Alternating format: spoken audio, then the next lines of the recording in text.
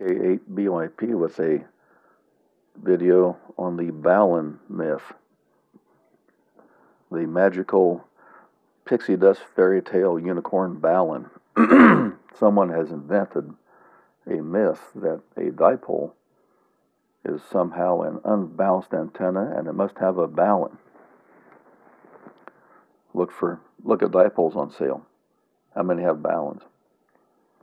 Balun is absolutely worthless in that case. I have three dipoles here.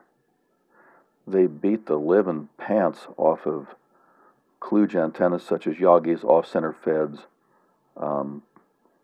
end-fed half-wave voltage-excited antennas, and such messed up, out-of-tune, complicated antenna forms. I regularly embarrass operators using amplifiers and these kluge antennas when I work them with a fraction of the power on a dipole and have about the same or better signal strengths, and they can't understand it. Over the past couple of days, I worked Arkansas from Tennessee with 0.8 of a watt and worked Portugal with 1 watt on CW with my dipoles. And none of them ever have and ever will have baluns. And again, this information is coming to you from an absolute expert source. Line Waves and Antennas, Brown, Sharp, Hughes, and Post. Absolutely stellar authors, PhDs in electrical physics. Not hobbyist myth. Here's usual representation of a balun. What is it? What does it do? A balun's a form of a transformer, obviously. See the single-ended and the center tapped? Well, you don't need that kludge to make that. What's a balun for? What's it do? Our experts say, in the chapter on transmission line matching, the balun is a balanced to unbalanced transformer. As the name implies, the device is used to connect between balanced and unbalanced lines without disturbing the equilibrium conditions on either. That means without corrupting the fields. Note, baluns are not for antennas. Can we read? For going between the two types of transmission line, not antennas. Here are the two types of line. These so-called the high resistance so-called twin lead, the parallel line, and the concentric line. Now see my video on twin lead and the hysterical myth that twin lead is superior because it has no losses. That's complete nonsense. It is not possible to connect one to the other. A disaster will result. Because the twin lead carries the fields between the wires and outside, and the concentric does not.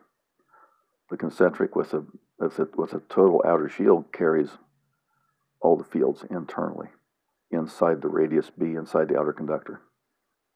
And notice from this, there are not one, but two types of transmission line matching. The one we always focus on is matching the characteristic, incorrectly termed resistance. Again, it isn't because it would dissipate all the power as heat. But the characteristic of a transmission line is a terminating resistance. If applied at both ends, results in no reflections. It has nothing to do with the line itself. But also matching between the two types, the twin lead and the concentric lead. In Chapter 9 of our textbook written by 4 PhDs and not ARRL, it was mentioned previously that it's often helpful to look at a problem from two different viewpoints. An example of this is the Balun problem, discussed in an earlier chapter on transmission line matching. From strictly a circuit viewpoint, there's no need to do that. if they both have the same characteristic. In other words, characteristic resistance. That's the first type. However, when the same problem is viewed in terms of a traveling electromagnetic wave, which most engineers and almost all hams have no ability to do, they fall for the transmission line as a circuit. We immediately see that something drastic must happen at the junction. The field configurations called for by the two types of lines are radically different, and we cannot expect the field to change form abruptly at the discontinuity.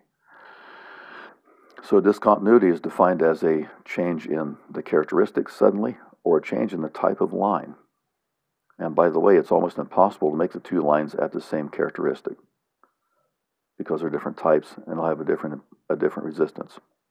Do some transmission line calculations for twin lead and for coax, and you'll see it's almost impossible.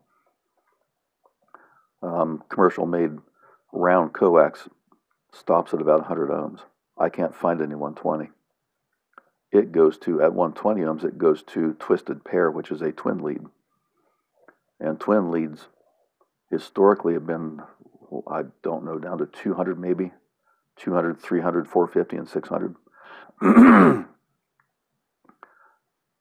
The net result of connecting these two incompatible types of line is a complicated combination of reflection and radiation at the junction, both of which are undesirable. And this is how this piece of junk, G5RF, and these other kluges like this, with a 50 ohm transmitter, a 50 ohm antenna, and putting a worthless piece of 300 ohm line, and getting the tuning wrong everywhere. That's how these work. These kluges are not antennas. They are radiating feed lines with a horrifically out of tune dipole or L at the top, which just presents a pretty much useless complex impedance at the point B, where there's radiation at that point and off the feed line, thus making a vertical antenna, and a miserable one at that. I can't tell you how many of these I've worked and absolutely blown their doors off with a fraction of the power, and they just can't believe it. Because they're sure their theory that the transmission line is perfect, and they spent so much time and money building this kludge, it must be great. And it's interesting to tell them how little power I'm using in a dipole, and their response is silence. A possible solution to the problem of the line discontinuity is in wave theory. And this book's not the only one to show this. The book Antennas uses this example of a slow change from a closed concentric line over a distance to allow that field to escape out into a parallel line. We could try making the change from coaxial or concentric to open wire geometry gradually in order that the electric and magnetic fields may change their form gradually rather than abruptly. So the purpose of the Balun, which is abbreviation for balanced to unbalanced, and again has nothing to do with antennas generally.